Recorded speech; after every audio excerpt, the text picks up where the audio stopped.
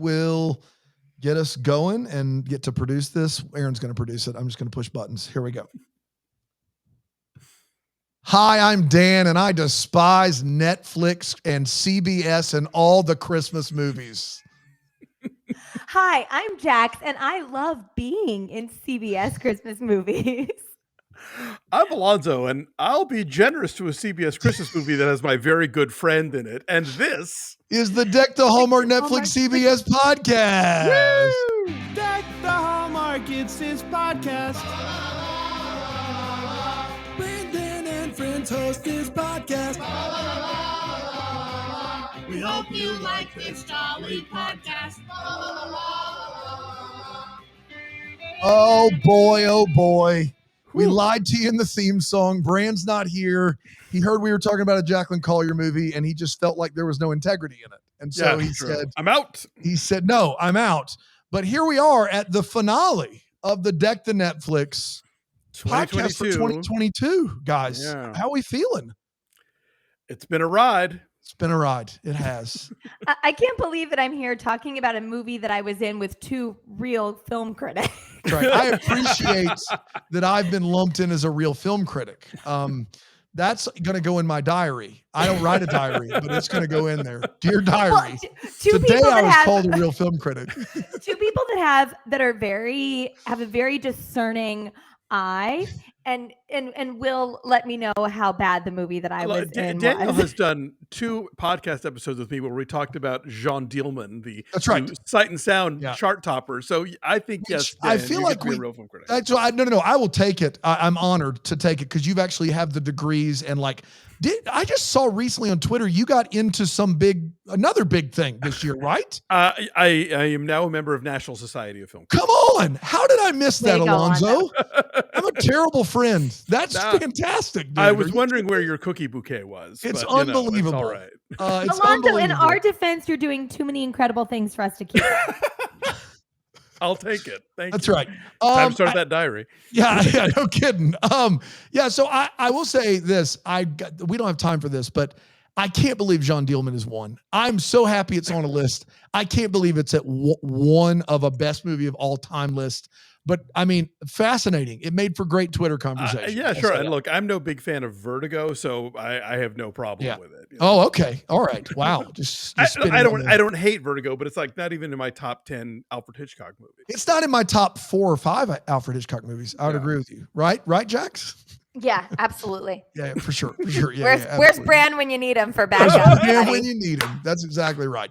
I don't like playing the role of the dunce. I don't need to know things, but I like when Bran's here to balance things. Bran, I love you. Hardly ever. No. I love that is as close to a just a put down as I've ever heard from Jax, which is she just called Bran stupid. Can I say as soon as I said it, I immediately regretted it. Face went flush. What have I done? You would think Bran was like a bad child actor or something. Yeah. Exactly. All right, so we got a good one today. It is Jacqueline Collier presents a Jacqueline Collier's Fit for Christmas, starring Jacqueline Collier. That's exactly right. This is very, very excited. You do get to give a snow pun, which I'm sure we'll get to here in a little bit. Are we ready to dive into this thing? Oh, that's all right. Fit for Christmas aired after the Bengals Chiefs game in December of 2022, and it went a little something like this. Audrey just returned home to Mistletoe for the holidays and jumps right into teaching a weird dance class. Her and her boyfriend Bradley decide to take a break. We were on a break, and she's kind of bummed. She's catching up with her friend Lisa, and she finds out there's some ski resort that wants to move into town, so her coffee shop is potentially at risk. The stakes couldn't be higher. It feels like everything is falling, especially after her NYC gym shut down. She's walking down the street and bumps into this dude named Griffin, who hates Christmas in the same way Dan hates Christmas. Brand spelled Christmas with an F there. Christmas. That's what he did.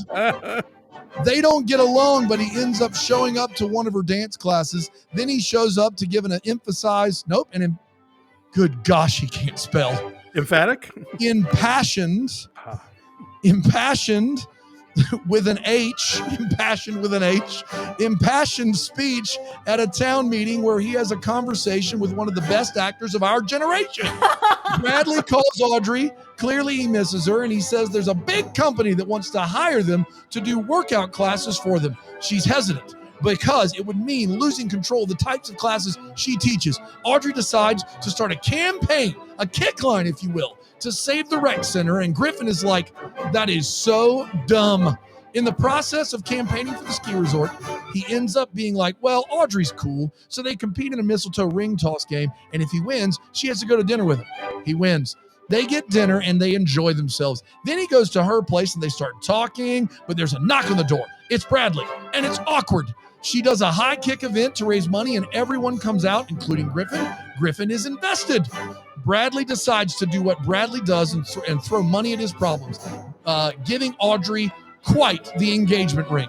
It's time for the town to vote, and ultimately the town votes to let them build the ski lodge, thanks to the final vote from the greatest score of our generation. I don't know what that means. The greatest score? Okay. Also, she's wearing the ring for some reason. She goes outside and is sad, so she puts on the ring. Griffin comes out and starts shouting his shot. Come on, man. Starts shooting his shot, but then sees the ring, so he leaves. Griffin talks with his dad about how much he loves the town.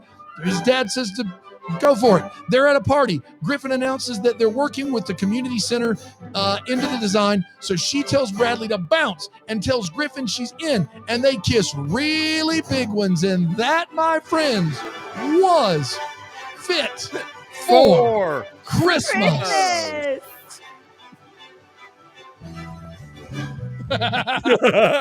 So many buttons. We did it. I got to be honest. I don't know how Brand he wrote this and he can't be with us today. He's protesting Jack's movie, as I've already said. And there are Christmas impassioned with an H somehow.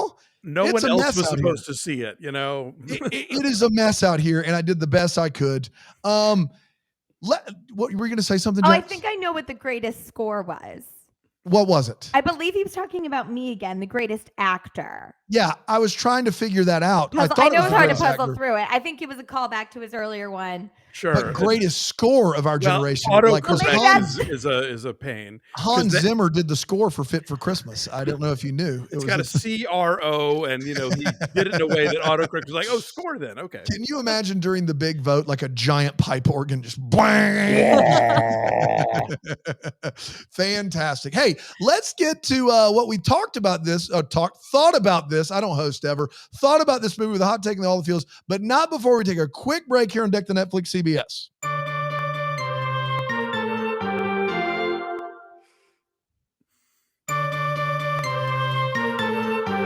We're back here discussing Jacqueline Collier's Jacqueline Collier Presents, A Fit for Christmas starring Jacqueline Collier. Let's get to the hot take. I'm going to start with the one, the only. This is great. No one gets to give a hot take before the person in the movie. On pins and needles, Jacqueline Collier, take it away. I mean, no surprise here. Obviously, I love this one. I'm a little too close to it. I'm a little too close to it to obviously give an impartial opinion. But what I will say is that I don't think this movie reinvents the wheel or does anything we haven't seen before. But what I like about it is that I think it's just a touch funnier. The banter's better than most of these types of movies. We're doing like all our tropes with like trying to raise money and the big bad businessman and the ex-boyfriend and failed business and the daddy-daughter moments. But I think they're just a little bit better than what I'm used to seeing on Hallmark, or at least old Hallmark, or old Hallmark. And I will say, I think that this is Paul Green's best. I thought his madcap comedy, I thought he was utilized really well in this. So he gave me a lot of the giggles. So yeah, obviously this is not going to be an impartial hot take, but I liked it. Wow, didn't see it coming, Alonzo. So it is what it is. And I'll say this is worth the whole day right here.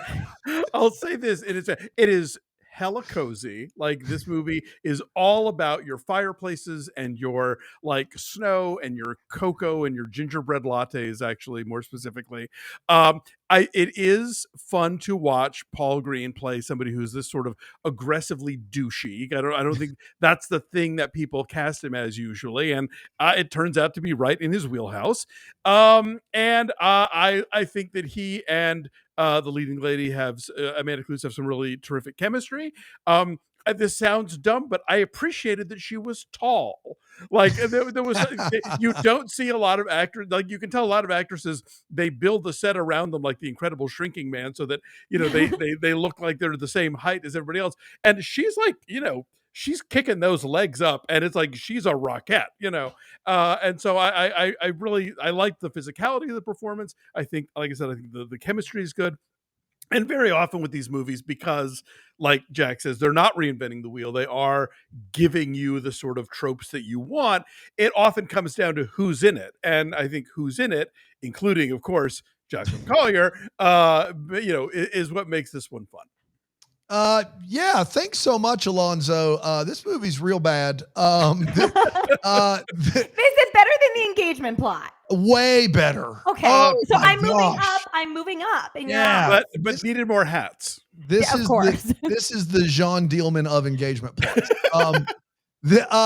So this is one of those movies that they made like a robot made. You know what I mean? Like, it took all of the AI things. program. That's right. It just was like ski lodge, kick line, coffee shop, things. And it's unfortunate. The two lead, like, Paul Green has never been better. I will agree with that statement. He is very like overtly charismatic in this movie, and I've never really seen him do this bit before, and he does a good job. I've never seen Amanda Kloots in anything, and she was really dynamic. Weirdly enough, I know that you're going to think I'm crazy, Jax. I felt like it was a character you could play. I'm serious. Like, thank you. When I watch fitness aspect. Well, yeah, you're big into, like, we did. Oh my gosh, the number of Zumba classes we did. No, just like, in general, I felt like it was like a something that I could see you playing. If the casting directors will just give our girl a chance out here, I think they would see that. And so the two leads do help this movie from being a complete and utter waste of time.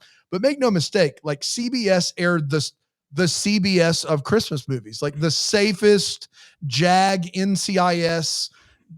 That's what they did. They weren't trying to do anything different. They're like, let's take the thing and let's just inject it with more of the thing and then put the thing on TV. There was nothing special about it from that perspective. And so it's just another one on the pile, aside from the fact that the one and only Jacqueline Collier does make an appearance, which is a great segue into our next segment, which is all the feels. Jax, what were your feels? I had a couple of feels. So when I said that Paul Green's never been better, there's this moment, and it's a tiny, tiny moment that is, pretty much, I think, would go unnoticed. It's not very significant, but it really hit me because when they're doing the trivia night and they're competing against each other, Audrey's team wins, and Amanda Kloots does this like big celebration, and she beats Griffin's team. And instead of looking annoyed or frustrated or just like rolling his eyes, Paul Green gets this huge smile on his face. Like, he just can't help but be charmed by her. And that moment just kind of hit me in the feels. I thought it was a really interesting choice and an unexpected choice, and not the easy choice that if you're playing the big bad businessman that you would make. But he's a very sophisticated actor in these types of roles. Like, he knows how to do it. He does a great job with that. Like, he does that all movie long, where he's like, he doesn't really, like, he's just like smitten. Like, he's just like, you're just adorable. I can't really get mad at you, even though I'm trying to take your lodge. Like, I can't, or make a lodge and take your thing or whatever. Like, he just can't, he can't not be like enamored with her. And I thought that was a really fun choice that you don't see in these movies that often. Yeah. And I think he feels confident enough in this space that he's like, okay, I can like fit the mold to break the mold. And then 3 more little quick feels that I have, because I probably have the most feels. So this is, I love that Amanda's son Elvis was in it. I followed Amanda's whole journey when her husband Nick Cordero was suffering from COVID, and I really admire her, and I love her son Elvis, and it was really cool that Anna White wrote a part for him, and he did such a great job. Is he the kid who hands them the thing? Okay, gotcha. Oh, that's fun. And I won't mention the kid actor unless they do a good job. That's right. Indeed. That's yes. right. So, yeah. That's why you had to Elvis. mention him. That's right. Yes. And then Amanda, in the scene, the dad-daughter scene takes place this night when she's talking about her mom and about the rec center and this really sort of heavy conversation. That night scene had been switched from it's supposed to be shot in the day to being shot at night, and they didn't have a costume for her. And she had worn her husband's shirt to set that day, and she said, "Can you let me wear Nick's shirt in this scene?" So, I thought it was really emotional, and I was there the day they shot that, and she said, "I really want to wear Nick's shirt," and it was really special to see that. Yeah, so it was really moving. And I guess my final feel was when it was time for the vote, there was this incredible actress who I felt like my goodness, groundbreaking. And it was like she with just one line, it was like the gravity of the movie rested. Everyone's holding their breath. Everyone's holding their breath. And there's so much internal work going on. Oh, you can see it. It's layers. Layers. Her entire life has led to that moment. Oh my goodness. Man. So that gave me all the feels. I hope we see more from her. Yeah, I hope we do too, for sure. Alonzo, what do you got, sir? While I enjoyed seeing Paul Green, being kind of douchey, I also have to say, because when he's on this show, he's always so like on and confident and like large and in charge and, giving you dietary recommendations and whatnot. I kind of enjoyed watching him in discomfort in this movie. Whenever he was put in a position that was sort of like awkward or embarrassing, it was like, okay, you can do that because you're not, because you don't see that in real life ever. At least I haven't in my limited encounters with him. He's a brass band of a gentleman. So to see him like have to be uncomfortable was kind of fun. And then as somebody who is a big fan of Gilmore Girls, I have been primed over the years to enjoy a good town meeting.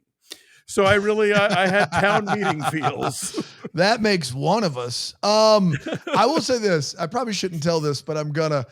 First of all, Paul Green stopped by to see us several times at Christmas Con. Oh, nice. And he is such a thoughtful individual, like is always there to speak to you, not to come by to do a tour. He's just there to talk to you, and it's great. And I can't tell you how awesome that is.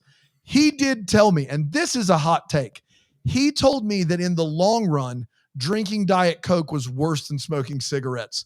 And he had to go. He said it as he walked away, and I did not have time for a follow-up. I just said, that's a hot take, Paul.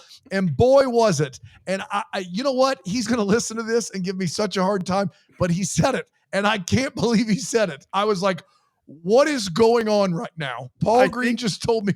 I think your body converts it into benzene. I have read some horror stories about diet soda, but sheesh. Far be it from me to, Yeah. I have two feels. One of them is when the dad, Amanda Klut's dad, is really dry in this movie and really fun. When she's doing something at the house and Paul Green's at the door and she says, "Tell him I'm not here." And then he literally brings Paul Green in to her and points to her and says, "She's not here." Funny, worked for me. Like just out and out work for me.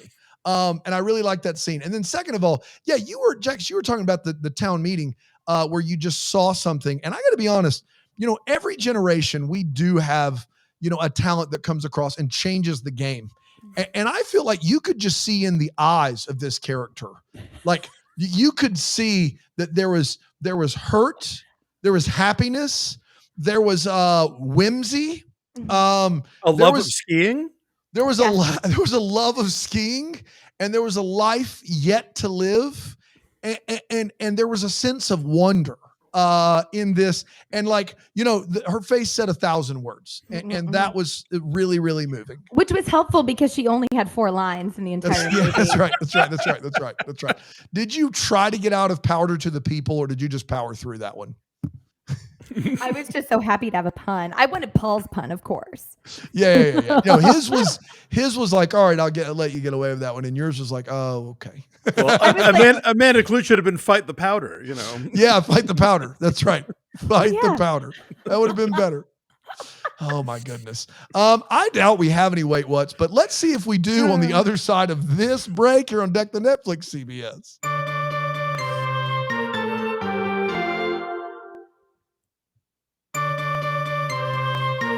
We're back. Here we go. Deck the Netflix CBS. I got Jax. I got Alonzo. I've got no Brand. He doesn't want any part of a Jax movie. That's what I heard. We're here for the wait what's. Jax, I know you were on the movie set, but what are you waiting? What are you wanting?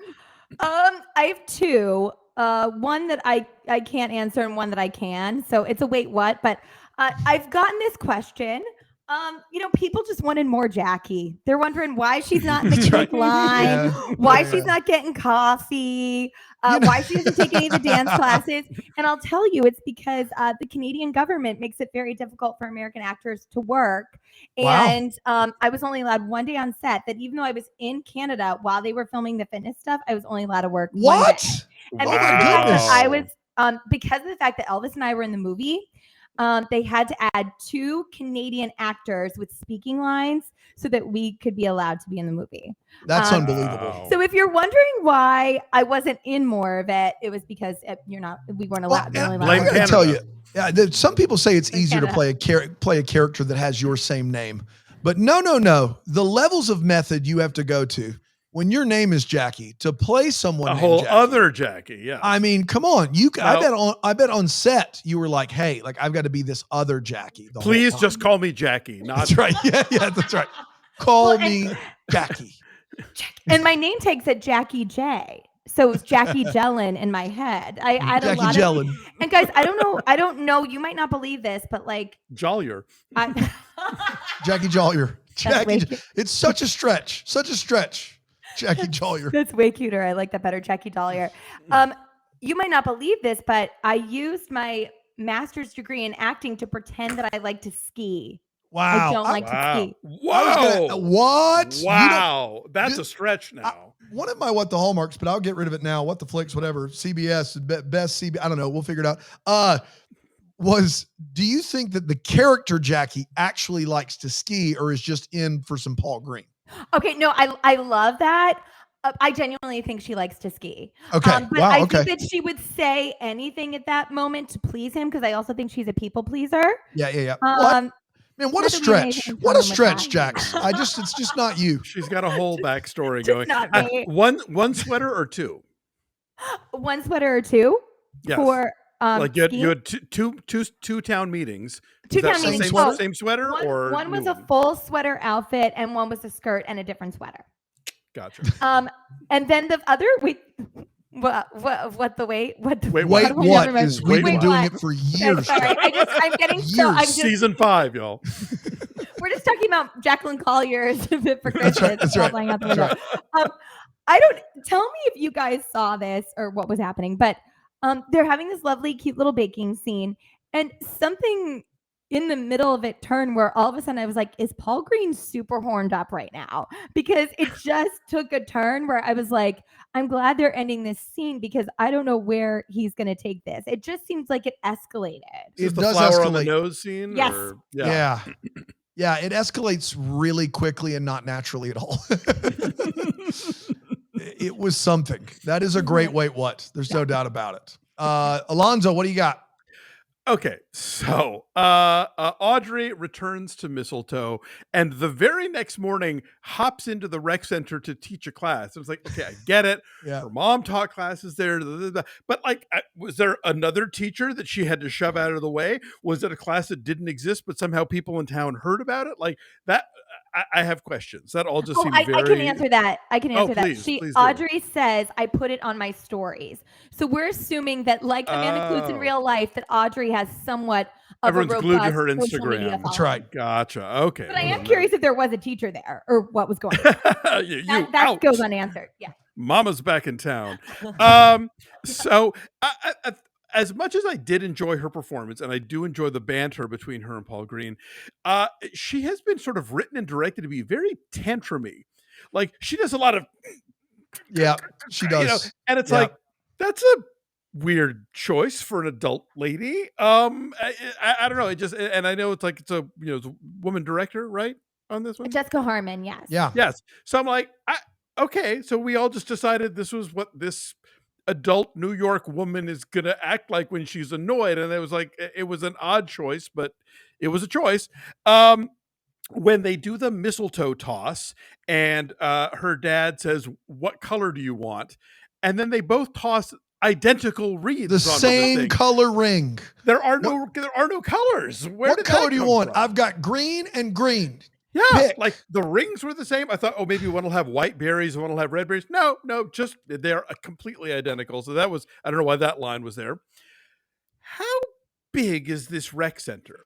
Because the whole movie revolves around the idea that they want to turn it into a ski lodge. That's right. It would have to be ginormous. We're talking like, because a ski lodge is a hotel, but that also has like, cabins. A hot tub and cabins and, all the accoutrement of a ski resort. Like that, because they're talking about buying the rec center and presumably the property that it is on, but like you would need to like bulldoze half the town to make a ski resort that was going to be a thing. So that I found kind of strange. And then this, Daniel, I need a straight guy call on this one. I'm here. Put up the straight guy signal. Okay. The big moment towards the end where like he's, as Brand says, shouting his shot, and got to shout my shot. You know what I mean? He's got to shout a shot. He's like pitching woo and sort of like kind of doing his big, thing of like, I'm into you.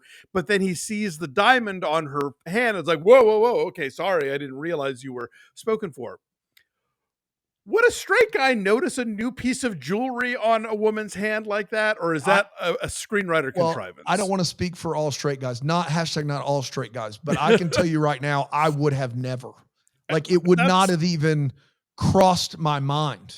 Like that's in my wait what's, but also heterosexual men and accessories are not necessarily, you don't think of them as like catching on to. But also I just was like, why is she wearing the ring? Like what, like if you're not sure about a proposal, it was weird to put it on for me in the beginning. Well, she was by herself, and I think she's kind of tried it on. That's fine. But the fact that, and then she forgot it was there, or she didn't want to be like, no, wait, give me a second. It would take. Look, if I was around for a while, but like one brush of the hair to see the ring was something that was impressive. I had questions, so those are mine. Can we talk about this state-of-the-art fitness center that has all the amenities a fitness center needs? Small wood frame cottage, fireplace. The fitness center has a fireplace and a wood frame cottage. They are not in a fitness center. It is a borderline church, people. They're not. There's nothing in there is fitness center. Nothing. Tan, you got to be fair. They have two very large dumbbells. Two dumbbells. My bad. That Paul can hold in one hand. Yes, 15-ish pound dumbbells that are hot pink to go by the fireplace in case you get cold whilst working out. Sometimes you want to feel the burn. You have to feel the burn. Feel the burn. I like it. I love. Maybe my favorite scene of this movie is when Paul Green is just floored by the fact that people dance for fitness. Yeah. He is blown away that Jane Fonda, never heard of her. There are people out there that are like, time out, you dance for cardiovascular fitness? What? It's a classic. Just an absolute classic. The character Jackie in this movie says that the nearest snow hill is over an hour away, but I've got numerous establishing aerial shots of mistletoe that beg to differ. Every drone shot is like the mountains are right next to it, like right next to it. I think what they mean is that those haven't been turned into ski resorts. And so, yes, they have the mountains, and that's why they want to build there. But the nearest, like, actual place to go skiing. Well, he doesn't ask where the nearest ski resort is. He said, you like to ski? Where's the nearest snow hill? That's what he says. That's true, yeah. Where's the nearest snow hill? Like, maybe ask where the nearest ski lodge is, but why would you ask Jackie that? Why not just say, we're in the shadow of it? Yeah, the nearest, that's right up my back door. the nearest ski lodge, he would know that information. Where's the nearest snow hill? Any hill with snow and you have skis is a snow hill. That's just how it works. No. In fact, you don't even need skis for a snow hill. You just need snow and a hill. That's it. That's all you need. That's all you need. But didn't she deliver it really well, Dan? She crushed it. Yeah. Oh. She did. And she like you can tell like she skis and doesn't need the lodge. Like she's like a real skier. Yeah, cross country. That's right. Paul Green's character can't name one reindeer. One. Not one? Come on, man. Like you said your mom was into Christmas before she died and you remember your mom. You know Rudolph the Red-Nosed Reindeer. You know it. Christmas is for people who dance for exercise. He's just not I don't know. What is that? I don't even know what that is. There's a guy named Carl in this movie. And it's played for comedic relief the whole movie long. He can't dance. He can't do the fitness. He runs the tavern, whatever. And then at one point he says the line, any boy born in our family gets the name Carl. Any boy. So if his sister has two sons, they both have to be named Carl. It's a George Foreman type situation. George. That's exactly what it is. What? Maybe Carl has a 4 for 2 also. It's a 4 for 2. He's competing. He does a 6 for 3 maybe. Yeah, I couldn't believe that one. That one was really, really difficult. And then at one point, when the fiance or the boyfriend Bradley gets there, he says, I took about 3 planes, but I made it. You don't know? You don't know for sure? About How many? You don't know how many planes? It was that. It's New That York City. day? Is mistletoe in South Africa? Like you came from New York City, bro. One plane gets you to the closest big city. One more plane gets you to mistletoe. That's how that works. 2's kind of a max. You took about 3? Were you on drugs? I don't know. It was in the ballpark of 3 plus or minus 1. If we're going to count that last one, I don't know. whatever that was. 2 to 4. Are we talking planes of existence? Is that what we're talking? So, yeah, that's all I got. Oh, that's me now. It's me again. That's all I got. Back to you, Dan. Thanks, Dan. Now let's move on to the What the Flicks or the Better Guess CBS, where it's a part of the show where we wonder what could have been, what might have happened, to give some clarity to the questions that we still have. Jax, what are you guessing about CBS? I want to know more about Jim, the character of Jim. I thought he was hilarious. I want to know when Jim and Lisa finally found time to make a baby because they were having difficulty doing that. Not that I want to see that on CBS, but I'm curious. You do want to see it on another channel, but not on CBS. That's what you're saying. Not on CBS. It's not on CBS. I can't watch Jag and then turn it over to I can't do that. I can't. 60 minutes and then this is just the juxtaposition here. Yeah. It's just not what the God friended me network. Yeah, exactly. I just can't think about that. And then honestly, I really want to know more about Jackie. Is she going to find love? She's a single school teacher in town and she was charmed by Paul Green, but obviously he's not the guy for her. So what's next? Oh boy, for Jackie? Yeah, almost like you would need a full movie, I would say. You almost would. Yeah. The sequel for all these unanswered questions. Exactly. Yeah, and it doesn't even have to be a Christmas one. It could be called Fit for Jackie. And it's what's the best fit, Jackie's best fit for a partner. I think that would be honestly, if it's a series, even better. More. Yeah, Fit for Jackie on CBS. But it's not a procedural, and there's no angels involved. So I don't know. Odds are against you. Yeah, for sure. Alonzo, what are you guessing about CBS? Or see the BS. That's way better. That's really good. Way better than mine.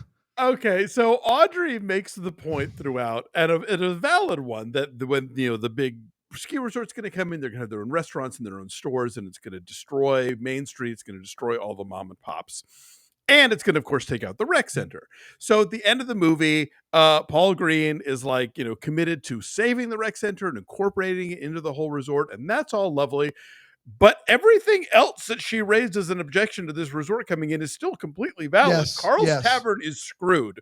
Yep. The auto mechanic place, all the things that she pointed out that the resort would probably kill, it will probably still kill.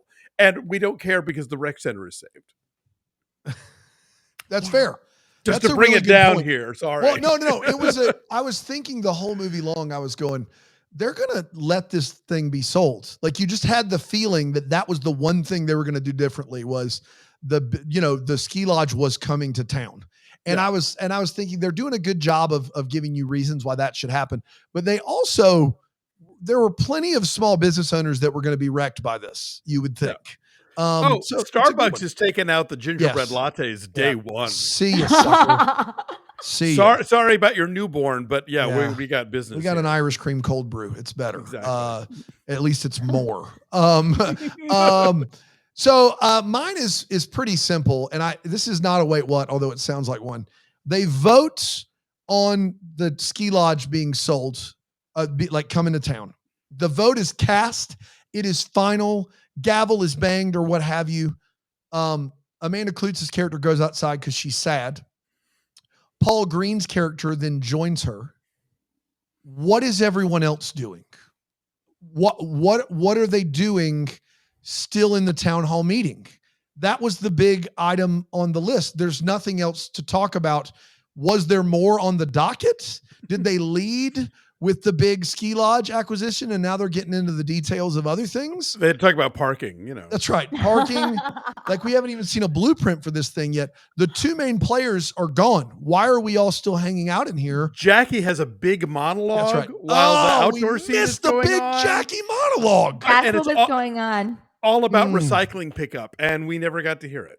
Man, Some unfortunately, things just end up on the cutting room floor. but you do have that still memorized, if I'm not mistaken. You want to give it a go now, or are you just not going to? No? There's a Save whole it part for about Sister library Jackie. hours. It's a thing. Yeah. Library hours. Wow, it got real. Guys, this was fun. And another season of Deck the Netflix, CBS et al. In the books. So many memories we made along the way. Let's do it again next year. And obviously, Jax, you'll be joining us every Thursday because Ted's still flying you down for Win Thank Calls you, the Heart. Ted. Alonzo, you're going to be joining us every Monday, I believe, for a Christmas movie every week. So it's see you later. It's not goodbye. And I want to be very clear about that. It's an au revoir situation. It's au revoir. That's exactly right. It's been fun. It's been a blast. And since this is coming out before Christmas, may we be virtually the last one of the last to wish you a Merry Merry Christmas. Christmas. No!